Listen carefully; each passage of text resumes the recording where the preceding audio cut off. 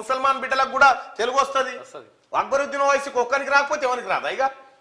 ఇక అజారుద్దీన్ షబ్బీర్ అలీని ఓడించింది మజ్లిసే. శ్రీశైలం విద్యుత్ కేంద్రం ప్రమాదంలో ముస్లిం మహిళాధికారి కాలి బూడిదైతే ప్రశ్నించారా? ఆమె కుటుంబాన్ని పరామర్శించారా? ముస్లిం ప్రతినిధిని చెప్పే అర్హత మీకు ఎక్కడిది? బీఆర్ఎస్ స్నేహాన్ని వదులుకుంటే మంచిది, మోదీ దోస్తులతో నడవాలనుకుంటే మీ ఇష్టం. అక్బరుద్దీన్ పై సీఎం రేవంత్ రెడ్డి వ్యాఖ్యలు. ఎక్కడైనా పోటీ చేసే హక్కు మాకుంది, ఇతర పార్టీల నుంచి వచ్చి సీఎం అయ్యారు. రేవంత్ పై అక్బరుద్దీన్ ఓవైసీ విమర్శలు. అప్పట్లో కాంగ్రెస్ తర్వాత టీడీపీ రాజకీయ ప్రయోజనాల కోసం బీఆర్ఎస్ తో మజ్లిస్ పని చేయలేదా అని చెప్పి రేవంత్ ఎదురుదాడి చేసిండు.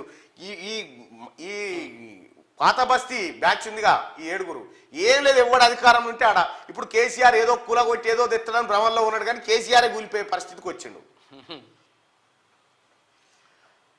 ఖబర్దార్ జగదీష్ రెడ్డి అడ్డగోలు విమర్శల్ని సహించం. కిరాయి ఇంట్లో ఉన్న నీకు 1000 కోట్లు ఎక్కడివి? కేసీఆర్ పార్టీలు మారలేదా? MLA Rajagopal Reddy fire. పదవులు కాంట్రాక్ట్ల కోసం కోమటిరెడ్డి బ్రదర్స్ పార్టీలు మారతారని చెప్పి జగదీశ్వర్ రెడ్డి అంటా ఉన్నాడు.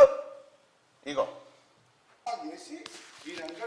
మన మంత్రి గారు, మాజీ మంత్రి గారు కిరసనాయల దీపంలో చదువుకున్నట్టు. ఈ కిరసనాయల దీపంలో చదువుకున్న మాజీ మంత్రి, కిరాయి ఇంట్లో ఉన్న మాజీ మంత్రి 2014లో ఈ రోజు నాగారం తుంగతుర్తిలో బంగ్లా కట్టి 1000 కోట్లు ఎట్లా సంపాదించిన అధ్యక్ష? ఎక్కడికి వెళ్ళి వచ్చినాయి అధ్యక్ష?